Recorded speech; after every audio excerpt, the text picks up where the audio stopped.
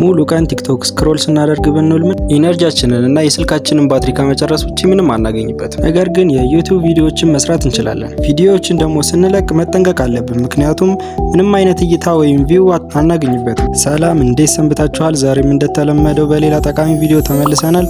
ለዚህ ቻናል አዲስ ከሆናችሁ ሰብስክራይብ ማድረግ እንዳይረሳ። ዩቲዩብ ላይ ቪዲዮ አፕሎድ አድርጋችሁ ብዙ እይታ ለማግኘት ማድረግ ያለባችሁን 3 ነገሮች በዚህ ቪዲዮ እንመለከታለን። እስከ ቪዲዮ መጨረሻ ድረስ አብራችሁን ቆዩ። የመጀመሪያው ታይትል ነው። ይሄ የለቀቃችሁት ቪዲዮ ሰዎች ስለምን እንደሆነ በቀላሉ የሚረዱበት መንገድ ነው። ለቪዲዮአችሁ ታይትል ስትሰጡ ደግሞ በተቻላችሁ አቅም ግልጽና አጠር ቢል ይመረጣል። ምክንያቱም በጣም ከረዘመ የዩቲዩብ አልጎሪዝም ግማሹን አስቀምጦ ግማሹን ነጥብ አድርጎ ስለሚያስቀምጥባችሁ ሰዎች የእናንተ ቪዲዮ ስለምን እንደሆነ ሳይረዱት ያሳልፉባቸዋል። ሌላኛው ተምብኔል። ይሄ ለቪዲዮአችን እንደ በር ሆኖ የሚያገለግለን ሲሆን ይሄንንም ሳቢና ማራኪ አድርጋችሁ ብትሰሩት ይመረጣል። እነዚህን የመሳሰሉ ተምብኔሎች ደግሞ ለመስራት ያለምንም ፒሲ በራሳችሁ በእጃችሁ ላይ ባለው ስልክ ብቻ መስራት ትችላላችሁ። ተምብኔል ስንሰራ በተቻለን አቅም ለአይን ሳቢ እንዲሆን አድርገን መስራት አለብን።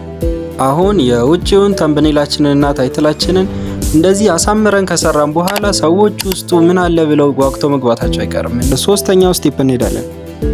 መቼም ውጭውን ሳቢና ማራኪ አድርገን ሰርተን ውስጡን ዝም አንለውም።